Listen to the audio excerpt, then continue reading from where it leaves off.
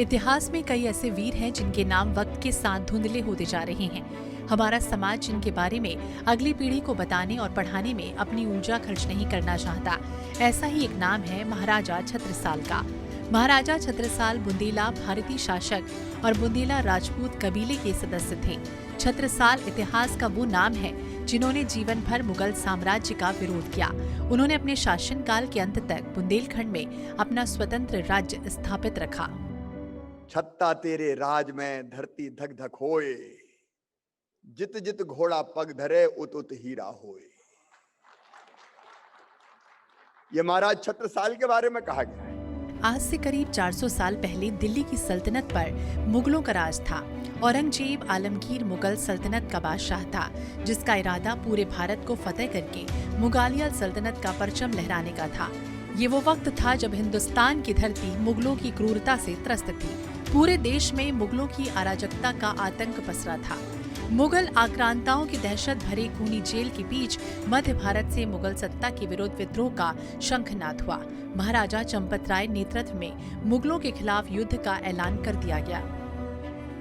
जब वो अस्त्र शस्त्र सीख गए, निपुण हो गए, तो उनने 52 लड़ाई लड़ी और 52 लड़ाइयों में हर लड़ाइयों में सफलता पाई। हर लड़ाई में इनने सफलता पाई और उनकी तो एक कहावत कही गई है कि 36 साल के राज्य में धक धक धरती होए और तहाँ तहाँ घोड़ा टप धरे, तहाँ तहाँ हीरा होए। कभी भी वो 52 लड़ाइयों में कहीं असफल नहीं हुए, सफलता पाते ही रहे बड़े धीरे। महाराजा चंपत राय और मुगल सेनाओं के बीच भयानक युद्ध हुआ। इस युद्ध के बाद औरंगजेब ने महाराजा चंपत राय की पूरी जागीर और खजाने का कब्जा कर लिया। घनी काली रात में महाराजा चंपत राय को अपने परिवार सहित विंध्य के जंगलों की तरफ जाना पड़ा। चंपत राय ने जंगल जाकर भी संघर्ष का रास्ता नहीं छोड़ा। उन्होंने मुगलों के खिलाफ वनवासियों को इकट्ठा करके सेना तैयार की। ये वो वक्त था जब बुंदेलखंड की जमीन वीरों और बलिदानियों के खून से लाल हो चुकी थी। हर तरफ भय का माहौल था। पूरे बुंदेलखंड में मुगलों ने मौत का तांडव मचा रखा था और यही वो समय था जब नीति कुछ और ही कहानी लिख रही थी। मई 1649 को महाराज चंपत राय की पत्नी लाल कुंवरी ने बुंदेलखंड के वीर योद्धा छत्रसाल बुंदेला को जन्म दिया, जिसने आगे चलकर मुगलिया सल्तनत की ईंट से ईंट बचा दी। बुंदेलखंड के इस महावीर योद्धा को बुंदेलखंड केसरी के नाम से जाना जाता है। वन भूमि की गोद में जन्मे, जंगलों में पले बढ़े इस योद्धा का जन्म तोप, तलवार और रक्तपात के बीच हुआ था। महाराज छत्रसाल ने जो सामाजिक सद्भाव बनाने का प्रयत्न किया, सारी समरसता का प्रयोग किया, वो आपको अद्भुत मिलेगा। दूसरा, इन्होंने पंचायतों के माध्यम से जो एक अथाई सिस्टम शुरू किया था, वो भी हमारे ग्राम पंचायत का अवधारणा में आज महत्वपूर्ण भूमिका निर्वाह कर सकता है। महाराज छत्रसाल ने समझौता करके, जबरदस्ती न्याय नहीं था, दोनों को मिला करके बिठा करके समझौता कराने की जो परंपरा थी वो है। तीसरी चीज जो मैं सबसे महत्वपूर्ण समझता हूँ, छत्रसाल का जो उदारता है, छत्रसाल का जो विराट व्यक्तित्व है, उनका स्वाभिमान है। आज हम पैसे की खातिर सब कुछ अपना बेचने को तैयार हैं, जबकि महाराज छत्रसाल ने सिखाया कि हम अपना प्रेम, अपनी मिट्टी के प्रति लगाव, अपनी संस्कृति के लिए, धन तो कुछ चीज है ही नहीं, इसको त्याग करके हम इस देश के लिए, इस मिट्टी के लिए, इस धरती के लिए जिएं और मरें तो शायद ज्यादा बेहतर होगा। इसलिए मैं समझता हूं कि छत्रसाल आज ज्यादा प्रासंगिक हैं, उनसे शिक्षा लेने की आवश्यकता है। खून खराबे और मारकाट के बीच जन्मे छत्रसाल का बचपन घास की रोटियां खाते हुए बीता। कई रातें भूखे पेट जमीन पर सोकर भी गुजारनी पड़ी। तोप तलवारों के साथ मुगलों से परिचय तो इस नन्हे बालक का बचपन में ही हो गया था। नन्हे छत्रसाल को कहीं मुगल मार न दे, इस भय से महाराजा चंपत राय ने अपने बेटे को गुरु पंडित नरहरि के पास वृंदावन भेज दिया। बेटे को गुरु के पास भेजकर चंपत राय ने एक बार फिर महादेव का नाम लेकर बुंदेलखंड की आजादी के लिए मुगलों के खिलाफ युद्ध का शंखनाद कर दिया। इस युद्ध में महाराजा चंपत राय ने अद्भुत शौर्य दिखाया तो लाल कुंवरी देवी रणचंडी बनकर मुगल सेना पर टूट पड़ी। उनकी लाल प्रचंड आंखों को देखकर मुगल सेना एक पल के लिए सहम गई। लाल आंखों के साथ रानी ने जैसे चंडी भवानी का रूप धारण कर लिया था। शौर्य और वीरता की पराकाष्ठा के बावजूद शाम तक मुगल सेना ने सब कुछ तहस नहस कर दिया। मुगल सेना जैसे ही राजा रानी को कैद करने आगे बढ़ी, राजा चंपत राय और रानी लाल कुंवरी ने गुलामी में रहने की बजाय आत्म बलिदान देना उचित समझा। क्योंकि महाराज छत्रसाल बहुत बचपन से ही बहुत प्रतापी थे, बहुत शौर्य और साहस उनमें था, तो 5 साल की उम्र में ही वो अपने मामा के यहाँ युद्ध कौशल सीखने चले गए, उनके पिताजी ने भेज दिया था। परंतु जब 12 साल की उम्र में उनके पिता का देहांत हो गया, चंपतराय जूदेव का देहांत हो गया, तो उन्हें वापस लौटना पड़ा। लेकिन 7 सालों में उन्होंने युद्ध कौशल इस प्रकार सीख लिया था कि उस युद्ध कौशल को लेकर और उस अद्भुत क्षमता को लेकर वो अपने बड़े भाई के साथ यहाँ आ गए। चूँकि यहाँ मुगल राजा औरंगजेब का शासन था, वो एक क्रूर, आतंकी और एक बहुत ही, आप कह सकते हैं कि मतलब उसको मतलब बिल्कुल वो दया नहीं थी उस राजा में, ऐसा औरंगजेब था। परंतु हमारे महाराज छत्रसाल ने उस औरंगजेब को हराकर बुंदेलखंड में हिंदू राज्य घोषित किया और स्वयं बुंदेलखंड केसरी के नाम से प्रचलित हुए। माता पिता के बलिदान के समय छत्रसाल सिर्फ 12 साल के थे। अपने माता पिता की मृत्यु की खबर सुनते ही छत्रसाल के सीने में रक्त का ज्वार उफान पर था। प्रतिशोध की ज्वाला को अपने सीने में संजोए उन्होंने बुंदेलखंड की तरफ कूच करने का फैसला किया।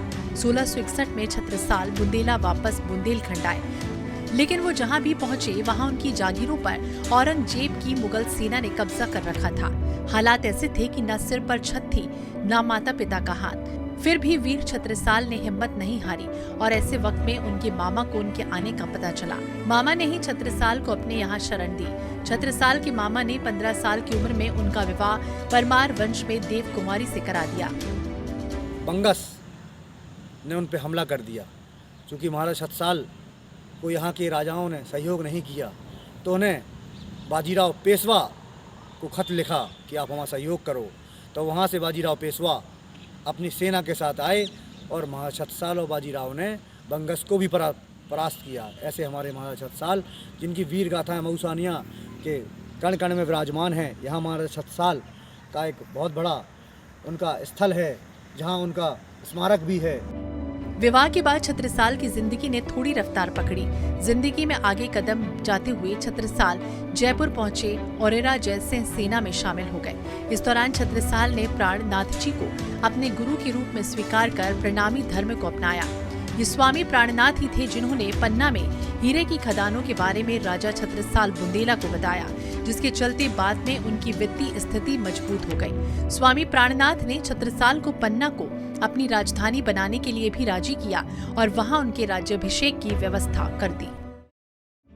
चलिए शुरू करते हैं वो कहानी जिसने आगे चलकर छत्रसाल को मुगलों के खिलाफ जंग छेड़ने के लिए मजबूत किया। बात 1664 की है। औरंगजेब ने जब राजा जयसिंह को दक्षिण विजय का कार्य सौंपा, मई 1665 में बीजापुर की विशाल सेना से उनका युद्ध हुआ। इस युद्ध में छत्रसाल को अपनी बहादुरी दिखाने का पहली बार अवसर मिला। रणभूमि में इस बुंदेला ने शौर्य और साहस का वो परिचय दिया कि जयसिंह की आंखें फटी की फटी रह गईं। जहां जयसिंह के बड़े बड़े योद्धा इस युद्ध में मारे गए, वहीं उनका एक जाबाज सैनिक छत्रसाल विरोधी सेना पर भयानक काल बनकर शत्रुओं पर टूट पड़ा। छत्रसाल के साहस और वीरता के दम पर ही जयसिंह ने बीजापुर पर अपना विजय ध्वज लहराया। जीत का परचम लहराने के बाद जब जयसिंह की सेना औरंगजेब के सामने पहुंची, तो आमेर के राजा जयसिंह ने इस जीत का सेहरा अपने वीर सैनिक छत्रसाल बुंदेला को पहनाना चाहा, लेकिन भरी सभा में औरंगजेब ने इस जीत का श्रेय मुगल सिपहसालार को दे दिया। इसके बाद छत्रसाल ने मुगलों की बदनीयत को समझा और जयसिंह की सेना छोड़ दी। ऐसे वीर चंपतराय के पुत्र छत्रसाल का जन्म आप सबको पता है कि नहीं, एक ऐसी परिस्थितियों में हुआ, प्रकृति की गोद में हुआ। उसको कहीं रणवास नहीं मिला, कहीं धरती नहीं मिली, जंगल की गोद में जो ककर कचने का मोर पहाड़ी है, ककर कचने स्थान है, वहाँ पर महाराज छत्रसाल का जन्म हुआ था। और उस प्रकृति की गोद में महाराज छत्रसाल के जन्म के बाद उन्होंने जो जीवन संघर्ष किया वो अद्भुत है। आप समझें चंपतराय को लेकर के कि कितना आतंकित थी हमारी मुगल सत्ता, कि चंपतराय के पीछे लगातार उन्होंने पूरे अपने गुप्तचर छोड़ रखे थे, स्थानीय शासकों को उनके खिलाफ था। और चंपतराय का जो कारुणिक निधन है वो उसको लेकर के हृदय द्रवित हो जाता है। आप सब जानते होंगे जिस समय औरंगजेब भारत की धरा पर कहर बरपा रहा था, उसी समय हिंद की धरा पर छत्रपति शिवाजी की धमक कायम हो रही थी। शिवाजी ने दक्षिण भारत में मुगलों से टक्कर लेने के लिए एक विशाल साम्राज्य खड़ा कर दिया। ऐसे में महाराजा छत्रसाल शिवाजी से मिलने दिल्ली से सीधे पुणे की तरफ निकले। शिवाजी से मिलना तो दूर, उनके इलाके में घुसना भी उस समय आसान नहीं था, लेकिन छत्रसाल हर मुश्किलों को पार कर शिवाजी के पास पहुंचे। 1670 में छत्रसाल शिवाजी से गुरु मंत्र लेकर वापस बुंदेलखंड की तरफ लौट आए। जब छत्रसाल बुंदेलखंड वापस लौटे तो उनके पास न राज्य था, न सेना थी, न धन था। बुंदेलखंड की अधिकांश रियायतें भी मुगलों की मनसबदार बन चुकी थी। कहीं से कोई मदद न मिलने पर उन्होंने अपने गहने बेचकर 5 घुड़सवारों और 25 सैनिकों की एक सेना बनाई। चंपत राय के मरने के बाद जो जागीर का भाग था उसमें छत्रसाल को जो हिस्सा मिला वो उसकी आय इतनी कम थी कि उनके परिवार का गुजर बसर होना मुश्किल हो गया था। मजबूरी में छत्रसाल ने सेना में भर्ती होने का निर्णय लिया। जय सिंह शिवाजी के दमन करने के लिए दक्षिण जा रहे थे। उस समय जय सिंह के कहने पर छत्रसाल मुगल सेना में भर्ती हो गए। उस दक्षिण की उस यात्रा में जितने युद्ध हुए उसमें छत्रसाल ने बहुत वीरता दिखाई, लेकिन उस वीरता का श्रेय जो है वो मुगल सैनिकों को दिया गया। इससे इनको वह क्रोध भी बढ़ा और संतोष भी बढ़ा। चूँकि ये सेना शिवाजी के विरुद्ध युद्ध करने के लिए जा रही थी तो इन्होंने शिवाजी से ही संपर्क करना उसे समझा और शिवाजी से संपर्क किया। तो शिवाजी ने इनसे कहा कि जैसे हम महाराष्ट्र में झंडा गाड़े हैं मुगल शासकों के विरुद्ध, इस तरह से आप बुंदेलखंड में झंडा गाड़िए, सेंट्रल इंडिया में आप झंडा गाड़िए तो ये इनके पैरों खड़ जाएंगे। और छत्रसाल ये उनकी सलाह मान के आ गए। छत्रपति शिवाजी के गुरु मंत्र के बाद अपनी पैतृक भूमि मुक्त करने लौटे छत्रसाल ने 1675 में स्थानीय गौंड प्रमुख को हराकर पन्ना वर्तमान मध्य प्रदेश के जंगलों में एक राज्य स्थापित करने में सफलता हासिल की। इसके बाद छत्रसाल ने सबसे पहले हमला माता पिता के साथ गद्दारी करने वाले सहरा धंधेरा के राज्य पर किया। यहाँ से छत्रसाल को विजय के साथ साथ बहुत बड़ा खजाना भी हाथ लगा। पहले उनके छतरपुर में मऊ मुकरबा में उनका निज निवास था। जैसे तो ऐसे पन्ना में राजी महाराज को रहते हुए उनने अपना बुंदेलखंड की राजधानी पन्ना को बनाया था, क्योंकि स्वामी जी से राजी महाराज से जुड़े हुए थे वो प्राणनाथ जी से। तो उनने कहा ये हमारा ठौर ठिकाना यही हमारा रहेगा, पन्ना हमारा निज निवास रहेगा। पन्ना से जहाँ युद्ध होते थे वहीं पे जाते थे, जैसे उन्हें सूचना मिलेगी जिस अनुसार थे, मतलब तो वहीं पर पहुंच के युद्ध करते थे। और छापामार पद्धति में पहले निपुण थे, फिर राजी महाराज के सानिध्य में आए तो उन्हें उनकी सेना बढ़ती गई। और महाराजा छत्रसाल के धन कोष भी कम था। जब पता चला तो उन्हें वरदान भी दिया गया, छत्ता तेरे राज में धक धक धरती हो, जित जित घोड़ा पग रखे हो तो हीरे हों। ऐसा वरदान भी दिया गया कि उनका राजकोष भी बढ़ गया उस कारण से। इस खजाने से छत्रसाल ने अपनी सेना का विस्तार किया। इसके बाद महोनी, मेहर और पवाया को मिलाकर 12 मुगल ठिकानों को उन्होंने अपने अधिकार में कर लिया। महज 2 साल में ही वीर छत्रसाल बुंदेला ने ग्वालियर के किले पर चढ़ाई करके नरवर को अपने अधिकार में ले लिया। ग्वालियर को जीतने के बाद छत्रसाल बुंदेला सीधे औरंगजेब के निशाने पर आ गए, जिसके चलते सन 1671 में औरंगजेब ने रणदूलह के नेतृत्व में 30,000 की सेना छत्रसाल को पराजित करने के लिए भेज दी। दोनों सेनाओं के बीच भीषण युद्ध हुआ। छत्रसाल के नेतृत्व में एक बुंदेले ने मुगलों को तहस नहस कर दिया। छत्रसाल की सेना की कहर से बचे मुगल सैनिक जान बचाकर दिल्ली भाग गए। 1671 से 1680 तक छत्रसाल ने चित्रकूट से ग्वालियर तक और कालपी से गढ़ाकोटा तक अपने राज्य का विस्तार करके खुद को शक्तिशाली बना लिया।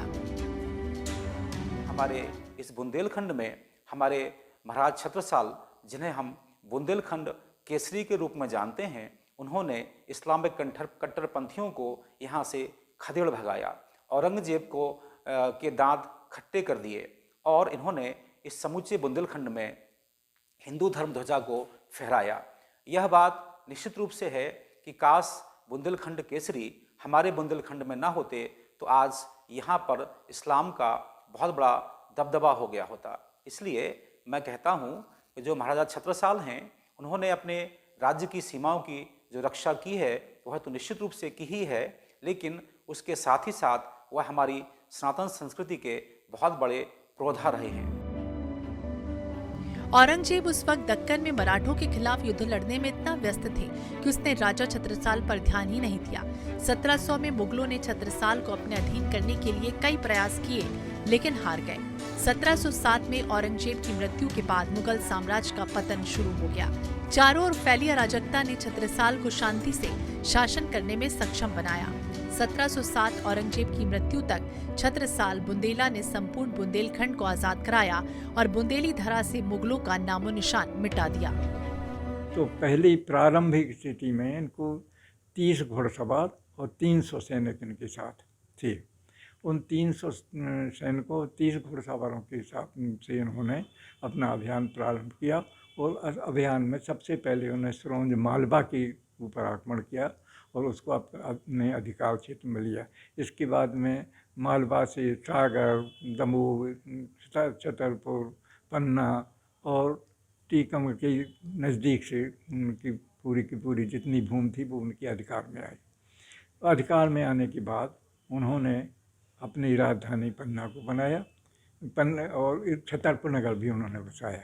एक बात मुख्य मैं ये कहना चाहता हूँ कि उन्हें अपनी जन्मभूमि के ग्राम के नाम से इतना लगाव था कि उन्होंने अपने निवास के लिए नौगांव के निकट, नौगांव से हमारे ख्याल से 6-8 किलोमीटर दूर है मऊसाहनिया, तो उन्होंने वहाँ गांव बसाया और उसी में वो निवास कर।